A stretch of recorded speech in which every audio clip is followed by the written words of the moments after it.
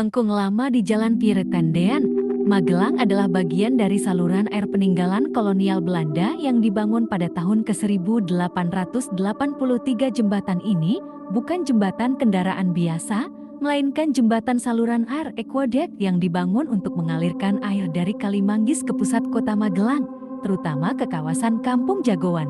Ringkasan sejarahnya, masa pembangunan 1883. Saat Magelang berkembang sebagai pusat militer dan permukiman kolonial. Fungsi utama, mengalirkan air bersih ke kota.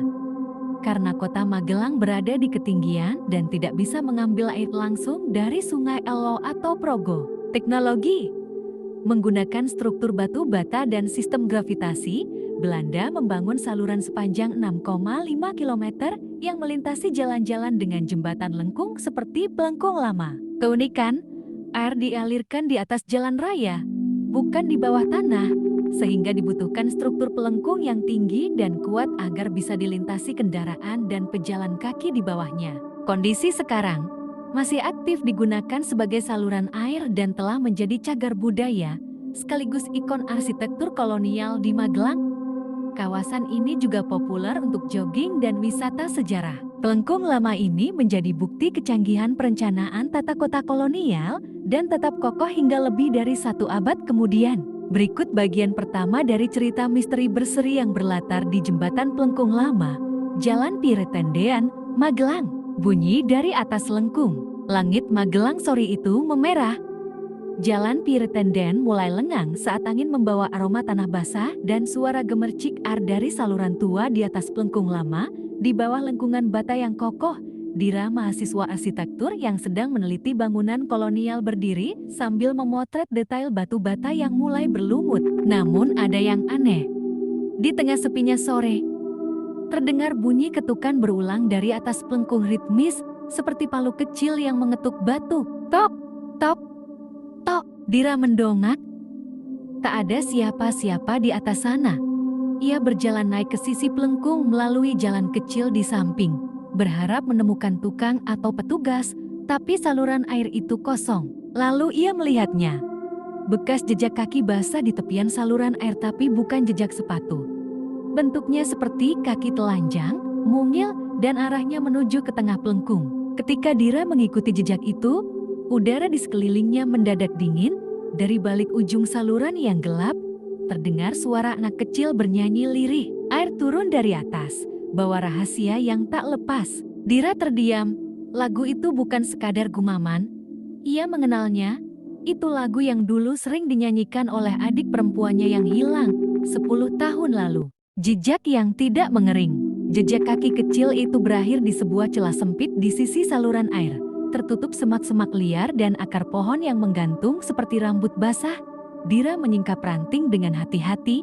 Di baliknya ada lubang sempit di dinding pelengkung tidak terlihat dari jalan bawah, seolah sengaja disembunyikan waktu. Ia menyorot ke dalam dengan ponselnya. Ada ruangan, sempit, lembab, dengan dinding batu berlapis lumut, lalu dia melihatnya. Lukisan tangan anak kecil, berderet di dinding, terbuat dari lumpur kering. Di antara tangan-tangan itu, tertulis dengan arang yang mulai luntur, yang tenggelam tak pernah hilang, hanya menunggu suara yang mengingat. Dira mundur, tangannya gemetar, suara nyanyian tadi menghilang, diganti suara lain. Ciblon suara anak-anak bermain air, tapi tak ada siapa-siapa. Saluran air itu dangkal. Tak mungkin ada yang bisa berenang di sana. Tiba-tiba ponselnya bergetar, notifikasi masuk. Satu pesan, tanpa nama pengirim. Kau melihatku? Dira menjatuhkan ponsel. Saat ia menoleh, jejak kaki kecil yang tadi mengering, kini basah kembali seolah baru saja dilalui, tapi tidak oleh satu orang. Kali ini ada 2 pasang, dan dari balik celah gelap, ada yang mengintip. Mata kecil, menatapnya tanpa berkedip. Mata dari balik celah. Dira membeku, mata kecil itu tak bergerak. Ia bukan sekadar melihatnya mengenali. Dira merasa ditelanjangi oleh tatapan itu, seperti semua yang ia simpan rapat-rapat selama 10 tahun. Rasa bersalah, kehilangan, dan keraguan dipelintir dalam diam. Lalu suara itu datang lagi, kali ini jelas. Kak Dira, Kamu telat. Dira tersentak. Itu suara Lara, adik perempuannya. Tidak mungkin. Lara hilang di sungai saat usia 7 tahun. Tubuhnya tak pernah ditemukan. Mereka sekeluarga hanya menemukan sepatunya yang hanyut dan sobek.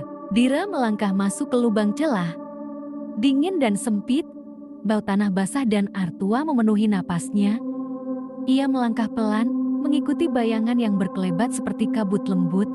Ruangan itu ternyata terhubung dengan semacam lorong di bawah pelengkung. Di dalam lorong itu, ia melihat pintu besi tua, berkarat dan setengah terbuka. Di baliknya ada ruangan kecil dengan kursi kayu dan boneka kain tua yang duduk diam di tengah. Di dinding, ada gambar anak kecil digambar dengan arang memakai gaun putih dan rambut kepang 2. Wajahnya sangat mirip Lara. Di bawah gambar itu tertulis tanggal 20 Mei tahun 2015. Tanggal saat Lara dinyatakan hilang. Dira memegang boneka itu. Lalu tiba-tiba, pintu besi menutup sendiri dengan dentuman keras. Lorong menjadi gelap total, dan dari balik kegelapan, terdengar suara anak-anak menyanyikan lagu lama, pelan, serempak, dan semakin mendekat. Air turun dari atas, bawa rahasia yang tak lepas, yang dicari akan datang bila pintu tua dibuka terang. Pintu tua, kegelapan menelan segalanya. Dira menempel di dinding, mencoba menahan napas. Lagu itu masih terdengar. Nyaring tapi jauh, seperti bergema dari dalam tanah. Ia mencoba menyalakan senter ponsel gagal. Layarnya gelap meski baterai penuh. Tapi lalu, sesuatu muncul. Cahaya biru kehijauan mengalir dari celah-celah dinding, membentuk garis samar. Cahaya itu mengarah ke lantai, menuju bagian lantai yang terlihat lebih baru, lebih bersih seperti pintu batu yang tertutup rapat. Dira menunduk. Di atas batu itu ada simbol aneh. Lingkaran berisi 3 garis air dan 1 tanda silang. Ia menyentuh permukaannya. Seketika ruangan bergetar pelan. Suara gemercik air terdengar, bukan dari atas, tapi dari balik lantai. Dan dari situ, terdengar suara Lara, lebih jelas dari sebelumnya. Buka pintunya, Kak, sebelum airnya kembali ke hulu. Tiba-tiba, lorong di belakangnya menjadi terang. Dira menoleh. Sosok perempuan kecil dengan gaun putih, berdiri diam.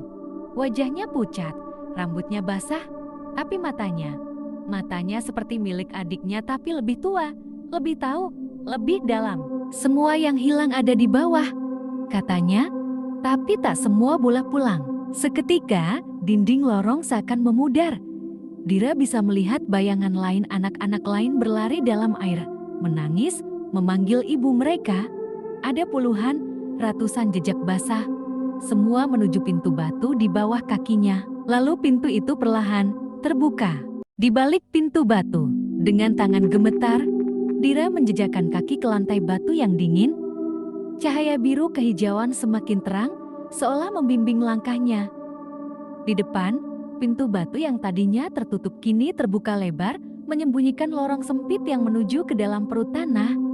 Suara gemercik air semakin jelas, seakan ada arus deras yang mengalir di bawahnya. Ketika Dira melangkah masuk, suasana menjadi semakin mencekam.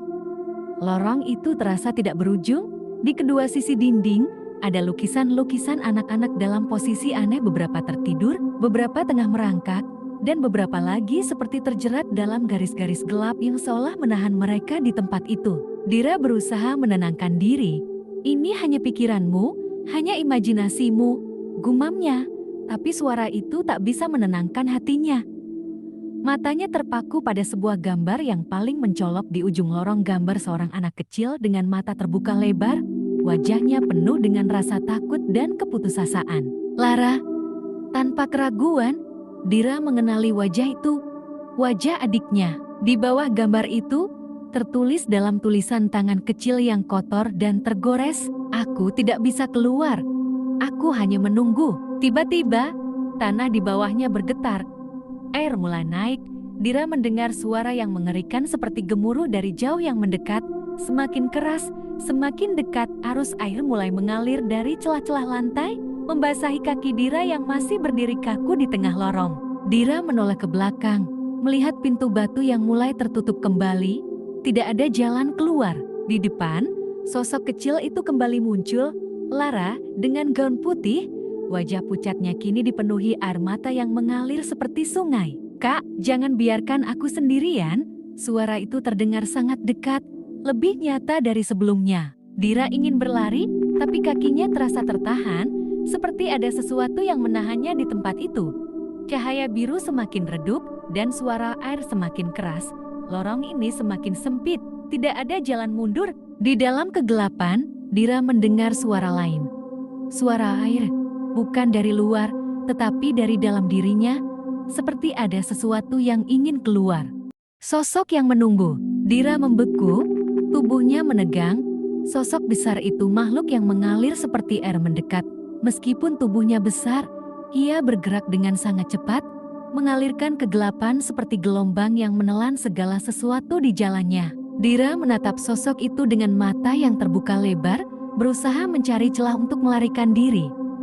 Tetapi matanya terfokus pada sesuatu yang lebih menakutkan. Sosok bayangan Lara yang kini berada di belakang makhluk itu, seperti bayang-bayang yang terhisap dalam kegelapan. "Lara," seru Dira. Namun suara itu hanya teredam oleh gemuruh air yang semakin deras. Sosok bayangan Lara menoleh, tetapi kali ini bukan senyum kosong yang ia berikan, melainkan sebuah tatapan penuh rasa takut, seperti meminta bantuan. Tatapan itu memaksa Dira untuk melangkah lebih dalam ke dalam lorong itu. Namun, saat Dira melangkah, tiba-tiba sebuah suara menggema dalam benaknya. "Bawa mereka keluar, atau kau akan menjadi bagian dari kami." Dira terperangkap, makhluk itu semakin mendekat. Setiap gerakannya semakin tak terkendali, seperti arus yang membawa sesuatu yang tidak bisa dibendung. Di sekitarnya, dinding lorong mulai pecah, menampakkan celah-celah yang mengalirkan air lebih deras. Makhluk itu terbuat dari air, atau lebih tepatnya, terbuat dari ketakutan dan kehilangan. "Lara," seru Dira lagi, berlari menuju bayangan adiknya. Tetapi saat ia menyentuhnya, tubuh Lara berubah menjadi bayangan gelap, tenggelam dalam air yang semakin dalam. Saat itulah Dira menyadari kebenaran yang menyakitkan. Lara bukanlah yang harus diselamatkan. Lara adalah bagian dari kutukan ini, sebuah kekuatan yang menghantui orang-orang yang pernah tenggelam di saluran air ini, yang hilang tanpa bekas. Dan Dira telah menjadi bagian dari kisah itu sama seperti yang lainnya. Penutup, mencari ketenangan. Dira berlari dengan segala kekuatan yang tersisa. Air mengalir semakin tinggi, namun ia merasakan keheningan saat melangkah menuju pintu kayu yang semakin dekat. Sosok makhluk itu mengejarnya, namun suara air yang mengalir seolah menutupi suara gemuruhnya. Dira tahu ini adalah jalan terakhir. Ketika ia melangkah melalui pintu itu, air menghentikan alirannya. Semuanya terhenti dalam diam yang mencekam. Dira tiba di sebuah ruang luas, sebuah ruangan yang dipenuhi dengan gambar-gambar anak-anak yang hilang. Lukisan mereka ada di setiap dinding, seperti saksi bisu dari masa lalu. Di tengah ruangan itu, sebuah peta tua tergeletak di lantai. Peta itu menunjukkan saluran air yang mengalir dari Kali Manggis hingga ke Jembatan Pelengkung, menandakan bahwa arus itu tidak akan pernah berhenti. Semua yang mengalir melalui pelengkung ini akan tetap terkunci dalam lingkaran tak berujung menjadi bagian dari sesuatu yang lebih besar, sesuatu yang akan terus mengingatkan mereka yang telah hilang. Di sudut ruangan, sebuah boneka kain tua tergeletak. Dira mengenalinya. Itu adalah boneka yang pernah diberikan kepada Lara. Boneka itu tidak bergerak, namun matanya seperti menatap Dira, seolah mengingatkan dia untuk tidak melupakan siapa yang telah hilang. Dira meraih boneka itu. Ketika ia menggenggamnya, suara gemuruh air mulai meredah. Di luar ruangan, langit mulai cerah. Lorong itu kini kosong. Tidak ada air yang mengalir, tidak ada suara anak-anak yang menangis, tidak ada lagi bayangan yang mengejarnya. Dira berdiri di tengah ruang itu, merasakan ketenangan yang mulai meresap. Dengan boneka di tangan, ia berjalan menuju pintu keluar. Begitu keluar dari lorong, dunia kembali normal, namun ia tahu ia tidak akan pernah sama lagi. Semua yang ia alami adalah bagian dari misteri yang lebih besar. Dira kini menjadi bagian dari sejarah yang tak pernah bisa dilupakan. Cerita pun selesai. Terima kasih sudah menonton, jangan lupa klik tombol subscribe dan like-nya.